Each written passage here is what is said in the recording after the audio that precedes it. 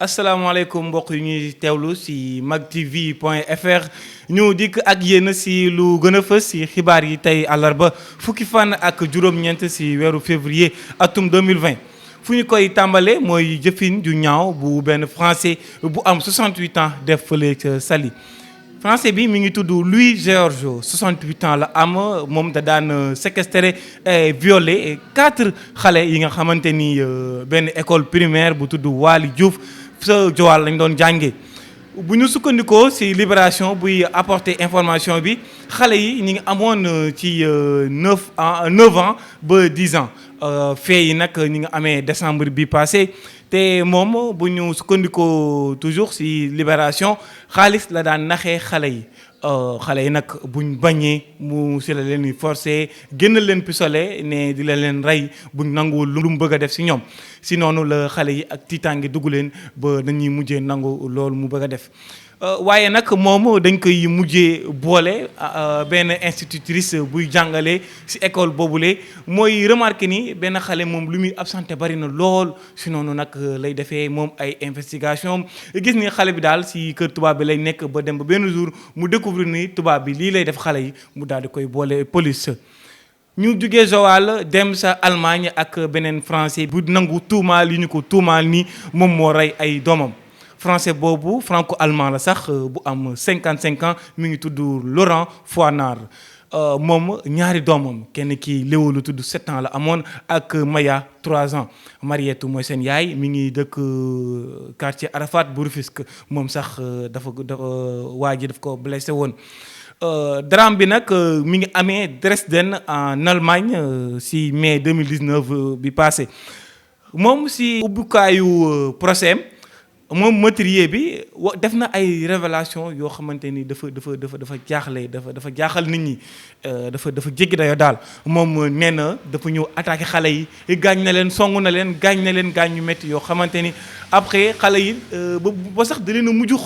xoj boobu noonu doyu ko mu ne xaaral ma dem jël leneen pour jekkali leen si noonu la demee jël benn liquide boo xamante ne pour tabax la pour parfois bu ñuy tabax pour renforcer brique yi bu dem jël brique loolu liquide boobu dugal ko si gémmiñu xale yi pour nga xamante ne xale yi dañuy dee si noonu la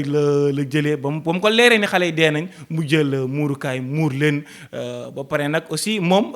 ak procès bi nga xamante ni commencé na moom ay avocat am nee nañu moom dafa xaw a wéradi kii dafa dof parce que li mu def noonu yëfi ku dof la waaye daal li si mënti am waa jugement bi ñu ngi ko war a joxe fin mars prochain.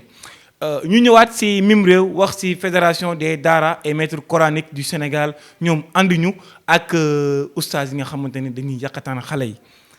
fédération des daara et maîtres coraniques du Sénégal ñoom dañoo gën a dugal sax kii di Mouhamed Abibou Gueye moom mi nga xamante ni dañ ko jàppoon ci mbirum viol ñoom sax nee nañu kooku du maître coranique du jàngalekat du oustaz mais xanaa charlatan la koo xamante ni day naxaate. bu ñu sukkandikoo Adama Seck secrétaire général bu fédération bi moom nee na ñoom def nañ ay investigation def nañ seeni propre enquête ba si noonu lañ amee lu leen leer ni kii kat di Mouhamed Abibou Gueye moom nekkul jàngalekatu daara waaye ku doon naxaatee rek la woon ba tax na sax ñu jël benn pool avocat bi nga xamante ni day gën a combattre ñi nga xamante ni dañu nekk di tilimal deru waa daara yi. ñoom aussi yemuñ ci loolu wax nañ ci taalibe yi nga xamante ni gis nañ ni nemmeeku nañ ni fan yu bari ñu ngi gaañu ñu ngi leen di rey ñoom ci loolu nee nañu justice moo war a def ay mbiram justice moo war a jóg càmbar loolu ba xool ñi nga xamante ni ñooy def loolu ñu teg leen daan waaye aussi ñoom nee nañu parfois justice day xaw a juum parce que dina am ñoo xamante leen di jàpp te defuñ dara moo sax lañ naan les arrestations arbitraires. léegi nag ñoom face ak situation bi nga xamante ni Sénégal moom lay dund ak xale yi nga xam ne moom la ñuy violé ak taalibe yi nga xamante ni ñu ngi leen di rey ñoom nee nañu état du Sénégal moo war a jël ay matukaayam ba nga xamante ni loi bi ñu voté woon sa assemblée nationale ñu tëral ko. ñu jeexale ak histoire Mame Mactar Gueye ak doomam nee na doomam ji dafa commencé def yëfu dof ba pare dafa bëgg ay affaire xaru. Mame Mactar Gueye moom wax na ci page Facebook am nii que moom du nangu kuy attaqué famille wam ngir moom jot ko ndax combat bi muy mëne intéressé wul doomam intéressé wul famille wam moom nee na aussi day weddi li nga xamante ni le lieutenant Ndiasse Dioum bu muy porte-parole bu police waxoon na ko mu ne woon ni police moo découvrir xale bi ci benn auberge parce que dañ ko localiser woon moom nee na loolu du dëgg ndax xale bi benn ndaw jigéen bu tudd Soxna Laay moo ko gis ba moom sax moom Makhtar Gueye moo informé police ni doomam feeñ na ba commissaire bu sécurité urbaine muy commissaire Sangaré mu woolu ko ne ko indil ma xale bi si noonu la xale bi ñëwee commissaire bi di ko auditionné di waxtaan ak moom ba waaye commissaire bi dafa mujjul dagg waxtaan boobu ne Mame Makhtar Gueye sa doom dafa lu muy wax teguwul ndax dafa joxe ay version yu bari moo tax sax moom mu jàpp ni doom dafa commencé am xel bu naqari moom nag Mame Makhtar Gueye continué na di wax ni policier bi lu mu wax ni moom si boppam policiers yi ñoo découvrir xale bi loolu daa metti doom ji ba commencé na di am ay tendance dépressive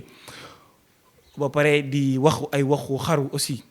mbokku internaute yu ñuy teewlu lii la ñu leen indiloon ci xibaar di leen jaajëfal ci seen teewlu di leen jox dig daje ëllëg ci chaîne YouTube d'information et de divertissement Mama TV.fr di leen ñaanal jàmm te di ko sàkku ci yéen